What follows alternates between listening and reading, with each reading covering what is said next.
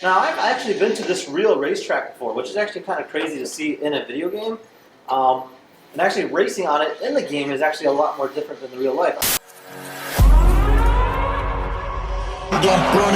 Today we'll be looking at the all-new Speed Cockpit.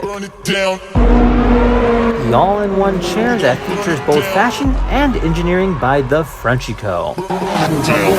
I killed it, it's murder, go crazy, berserker. I killed it, it's murder, go crazy, berserker. I killed it, it's murder, go crazy, berserker. I killed it, it's murder, go crazy, berserker. This could go ahead and turn to a Speed Cockpit, Speed Chair, Speed Desk, even a Speed Flight Desk as well. Now, in this episode here, we'll be unboxing it, trying it out and seeing exactly what it's all about. So if you guys wanted your very own, be sure to check out their link down below in the description. So without further ado, let's go ahead and get started. All right, so this is the box that they sent us. Now, it is an excruciating heavy box. So just keep that in mind when you do bring it down, mainly because it's made out of real wood. And then we got the teak wood as well as the red leather and the carbon fiber. And we got a lot of other extra options, so it's a little bit heavier than the normal one. All right, so you got these straps here.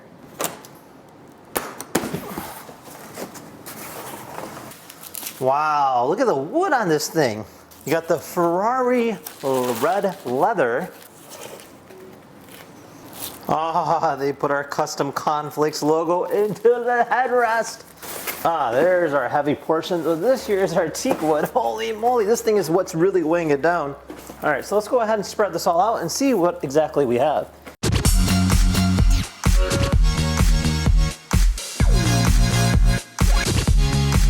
Alright, so this here is everything that you get with your Speed Cockpit. Now, we also opted in for the TV mount as well as the shifter and with the custom variations of the red Ferrari leather as well as the carbon fiber backing, which you can see right over here. Now, the overall unboxing experience is quite lengthy, mainly because they wrap it so well. It does take some time to go ahead and open everything up. But you can see that the quality is there. The wood itself has a very nice distinct smell as well as the leather. The unique thing about this is that they actually went ahead and opted in and put in our Conflicts logo embedded onto the headrest. All right, so these here are all the accessories that we get. So we get our Speed Cockpit TV mount parts, our actual Speed Cockpit toolkit, so it comes with some Allen wrenches as well as bolts and nuts.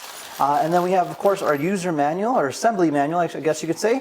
Also includes a separate assembly kit for the TV mount. And then lastly, we got ourselves this nifty looking letter here featuring the Conflicts logo, saying that we're excited to go and see how this builds out. So thank you to the good folks over at the Frenchie Co for sending this over. So with that being said, I think it's time to go ahead and cue up that montage and build ourselves a Speed Cockpit.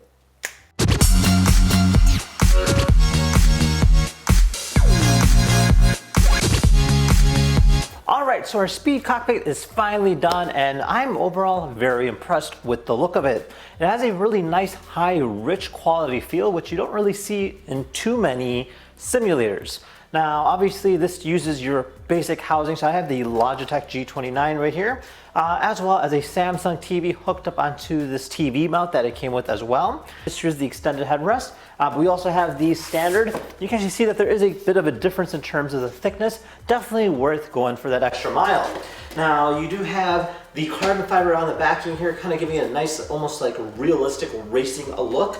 And then, of course, you have that teak wood, which is actually probably one of the best things that you can do with this. It does fold up, lift this up just like this. Now we'll go ahead and kind of close itself. Even has a handle here on the bottom to kind of slide it about as well. Now it is all fully customizable. You can go ahead and adjust a lot of different angles on it. So even on the front here, this will actually lift up. So you can go ahead and give yourself a little bit more angle. All right, so let's go ahead and try this out. Now, the hardest part about this whole entire concept is that getting in is quite difficult and getting out is also quite difficult. Now you want to kind of just, not exactly sure, so you just kind of do one of these numbers and then just kind of plant your butt just like that. And you're ready to race. The driving position is quite nice. It's designed by an F1 driver, which is actually makes a lot of sense.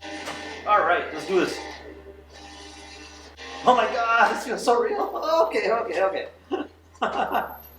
Now, I have to admit that obviously, you know, the whole point of this review is the the cockpit itself, and it's actually quite nice, you know, so it's kind of give you an idea exactly what I'm feeling here. It's quite comfortable. The leather is really soft, and it definitely gives a nice, comfortable feel. If you are going for it, I would opt in for the Italian leather, specifically the red Ferrari leather if you're a sports fanatic, especially when you're driving a race car. I think it's always a plus. No, I spun out. Okay. And then of course you do have the shifter location here as well. We did order a shifter, it didn't come in time for the review, but you can go ahead and place that right here and kind of shift through the gears, kind of giving a more realistic simulator kind of feel. Now the overall build process of it wasn't too difficult. There are some screws and bolts that you kind of have to make adjustments based on your own liking, and obviously based on which steering unit that you have, as well as pedal unit that you have.